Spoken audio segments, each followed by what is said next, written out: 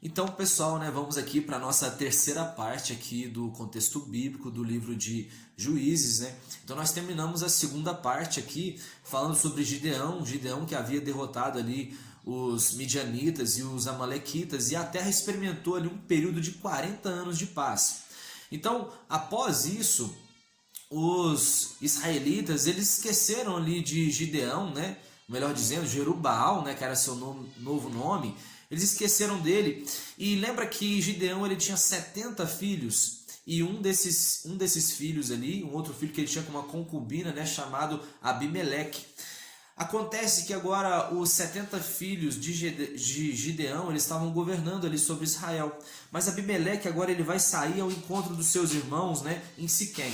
E quando ele chega na cidade, ele vai perguntar ali para os anciãos, dizendo assim, olha, é melhor que 70 homens governem sobre vocês ou somente um governe? E essas palavras entraram na mente ali desses anciões e agora eles começaram a pensar e aí eles deram 70 ciclos de prata para Abimeleque. Eles meio que concordaram ali com ele. E aí o que acontece? Abimeleque ele pega esses 70 ciclos de prata e ele contrata ali agora alguns desocupados para poder seguir a ele. E esses desocupados depois vão com ele, né, até os seus irmãos e matam todos. Mataram ali todos os irmãos, menos o mais novo, né, chamado Jotão, que ele consegue escapar. E após todos esses eventos ali da morte, né, da morte desses irmãos, Jotão, o irmão mais novo, ele vai voltar e falar com os israelitas dizendo o seguinte, aqui a Bíblia vai dizer que é a maldição, né, de Jotão. E Jotão ele vai dizer o seguinte, certa vez disseram a oliveira, reina sobre nós. E ela se recusou porque ela estava gerando seus frutos. E aí também disseram ali a figueira, reina sobre nós. E ela também disse que não se recusaria, né, a dar os seus frutos e não poderia reinar sobre eles. E também disseram a oliveira, e a mesma resposta a oliveira também deu, né, que ela não reinaria sobre eles. Então todas as árvores elas rogaram então ao espinheiro dizendo, reina sobre nós. Então logo o espinheiro ele aceita e ele vai dizer assim, olha, abrigue aqui sobre a minha sombra, né? O espinheiro, né, que nem sombra direito ele dá, ele diz agora, né, que teria abrigo sobre eles. E com essa, daria abrigo sobre eles. Então com essa reflexão, Jotão vai dizer o seguinte para o povo, olha, se foi de bom coração mesmo que vocês aceitaram Abimeleque, rei sobre vocês, tudo bem, ele vai governar e vai ser uma bênção. Agora, se vocês não tiverem uma boa intenção, colocando ele para reinar sobre vocês, vai brotar fogo de Abimeleque e consumir a todos vocês de Siquém e de Bet-Milo. Então o que acontece? Abimeleque ele vai governar ali por 3 anos e depois um espírito de discórdia, né, vai habitar ali entre Abimeleque e o povo. E vai aparecer um cara ali chamado Gaal. Esse homem ele vai chegar e como o povo ali, né, Abimeleque, o povo de Siquém, eles estavam com espírito de discórdia, então o povo dividido, então uma parte ali ficou, né, apoiando Gaal e a outra apoiava Abimeleque. Então agora Abimeleque e Gaal eles vão entrar em conflito. E aí o que acontece? Gaal ele acaba fugindo. Então quando ele foge ali, Abimeleque ele vai atrás deles. E aí eles vão pegar, Abimeleque vai encontrar um povo ali em Siquém, e eles vão habitar ali numa fortaleza do templo de Baal, né? Deus pagão ali, Baal.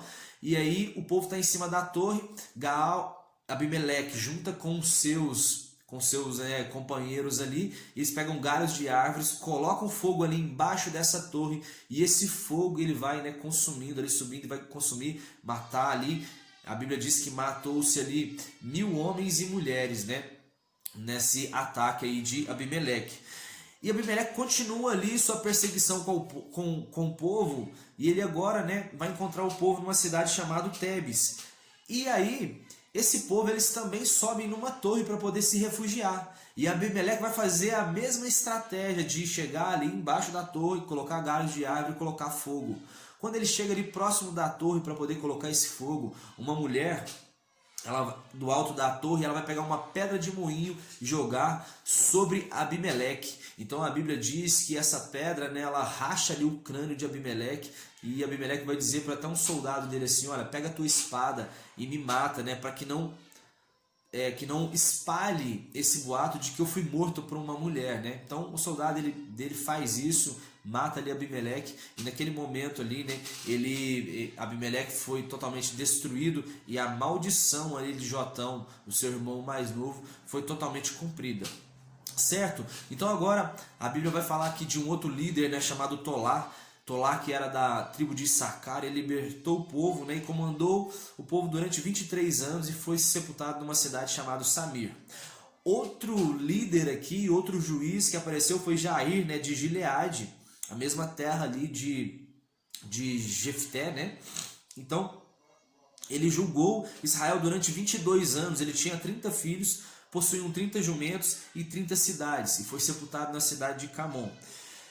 Acontece que os filhos de Israel, os israelitas, continuaram a se prostituir.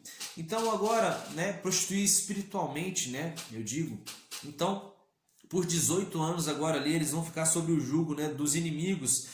E o povo, quando o negócio estava apertado, eles sempre buscavam a Deus. E era assim, constantemente. Esse período, né, de sempre levantando um juiz é porque o povo estava, né, se desviando dos caminhos de Deus e depois se arrependia. E agora vai levantar, né, um homem também chamado aqui Jefté. Então a Bíblia diz que Jefté, ele era um homem ali corajoso e habilidoso. Sua mãe era uma prostituta e seu pai se chamava Gileade.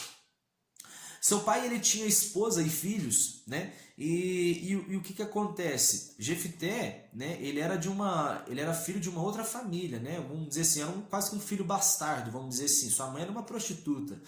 Então, quando ele cresceu, os seus irmãos disseram assim: olha, você não vai fazer parte da nossa herança, não. Olha, vaza, dá a linha, você não vai ficar perto da gente aqui, não. E Jefté, então, agora ele foge para uma outra terra. Só que acontece que quando, né? A Bíblia diz também que um bando de vadios ali se juntou junto com Jefté.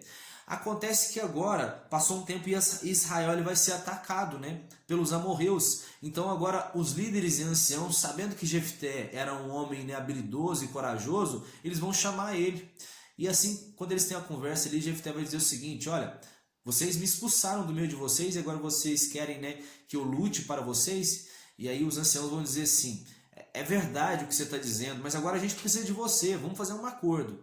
Então o acordo foi o seguinte: Jefté aceitou lutar ali novamente para o povo israelita, né, se ele realmente pudesse voltar para sua casa. Então pronto, o acordo foi feito e aí o que acontece? Jefté então ele vai conversar ali, né, com o rei dos amorreus. Então Jefté ele conhecia ali, né, as histórias do povo israelita. E o rei amorreu está dizendo o seguinte: olha, essas terras eram nossas, é do nosso povo. Então Jefté vai explicar para ele: olha, quando meu povo saiu ali do Egito, eles estavam perambulando pela terra e depois de um tempo eles passaram ali pela terra de Edom, pela terra de Moabe, e eles queriam atravessar pela terra do rei Seom. E esse rei Seom era descendente ali dos amorreus. Então o que acontece? Enquanto os israelitas estavam passando, o rei Seom vai resolver atacar os israelitas. Então os israelitas, para poder se defender, eles vão, né, exercer ali um contra-ataque, e aí e eles são derrotados, né, o povo de Seom. Então os israelitas tomam a terra.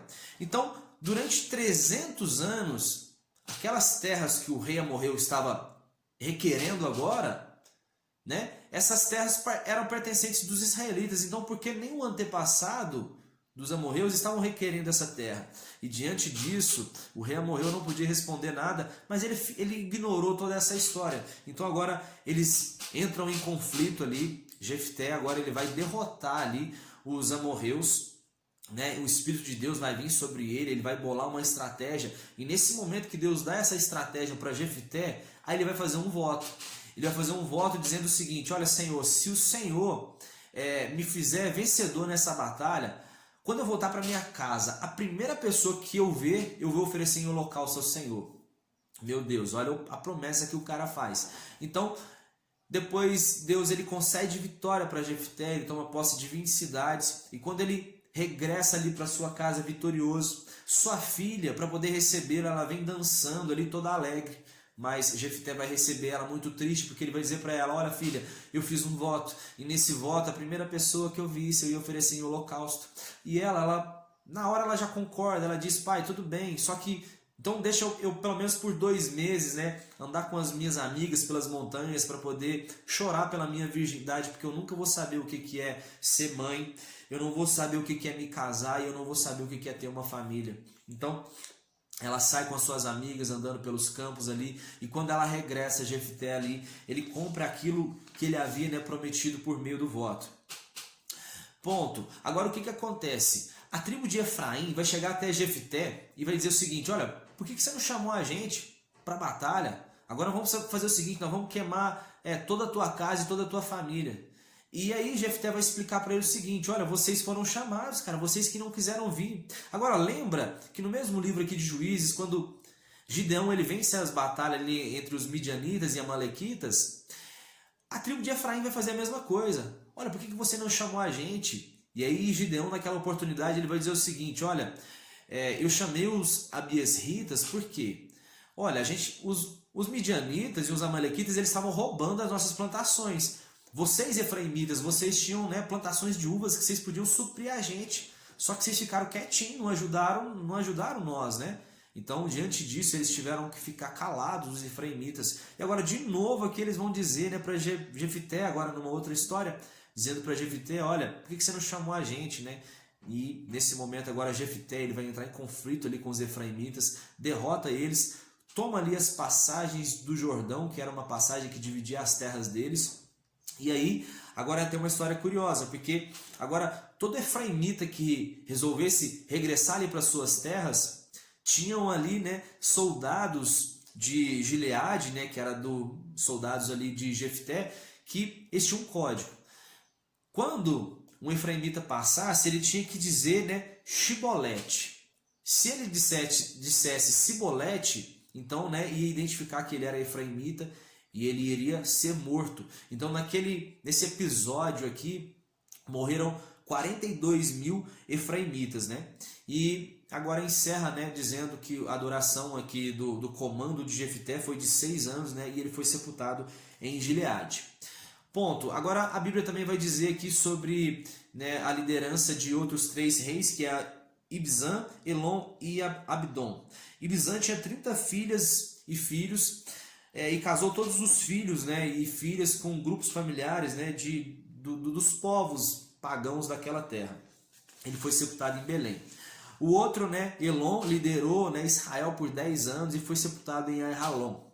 Depois levantou, né, Abdon, ele teve 40 filhos e 30 netos, né, que montavam 70 jumentos. Ele liderou Israel por 8 anos e foi sepultado em Piratom, né, em Efraim, né, na Serra dos Amalequitas. Certo, pessoal? Então aqui nós terminamos a terceira parte, já vamos entrar aqui na quarta parte falando sobre a história de Sansão. Fiquem ligados aí, tamo junto, valeu, um abraço e até mais.